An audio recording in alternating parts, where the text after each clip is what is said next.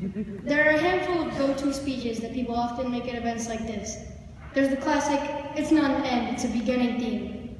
There's the definition speech, where words like graduation and commencement are defined in painfully uninteresting ways. There's the recap speech, where class activities are recalled in an attempt to generate undeserved cheers and localized laughter. If you were expecting one of these old standbys, I apologize for the change in regularly scheduled programming. Instead of another episode of Same Speech, Different Day, I am bringing you a tale of caution, a warning, if you will.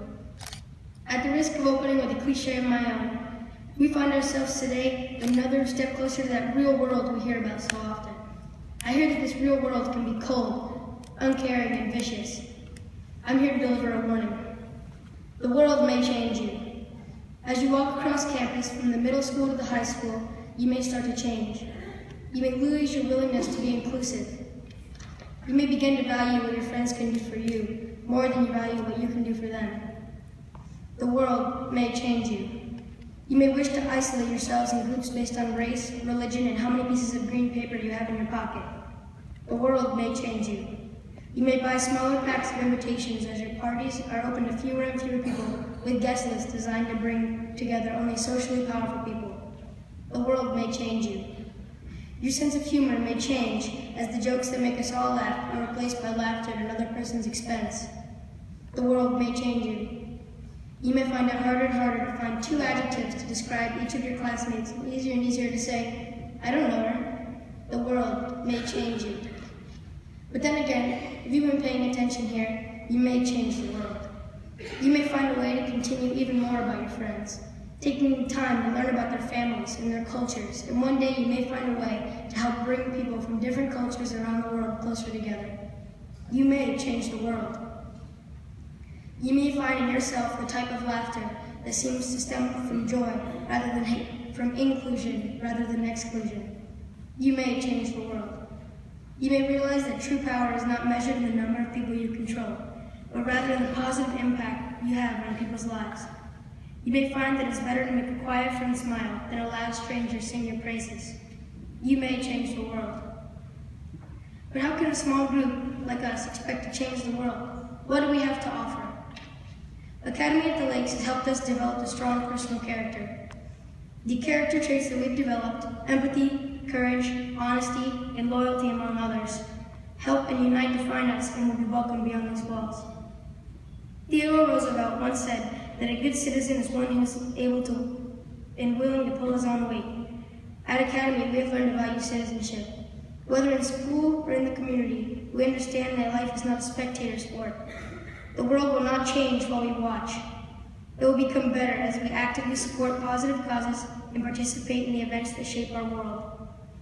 Each and every one of you is special. Each of you on your own can accomplish many things, but together we are greater than the simple sum of our parts. By collaborating on projects big and small, we can achieve greatness. Archimedes thought that he could move the world if someone would just give him a lever long enough and a fulcrum on which to place it. I think I'll put my money on this group finding a way to do the same thing while he looks for that stick. The questions that trouble the real world are definitely complex. The good guys aren't as identified as in the title of the movie. The bad guys don't always wear masks, and almost no one in this room was created by Stan Lee. The real questions will not have simple answers. They will require creative solutions.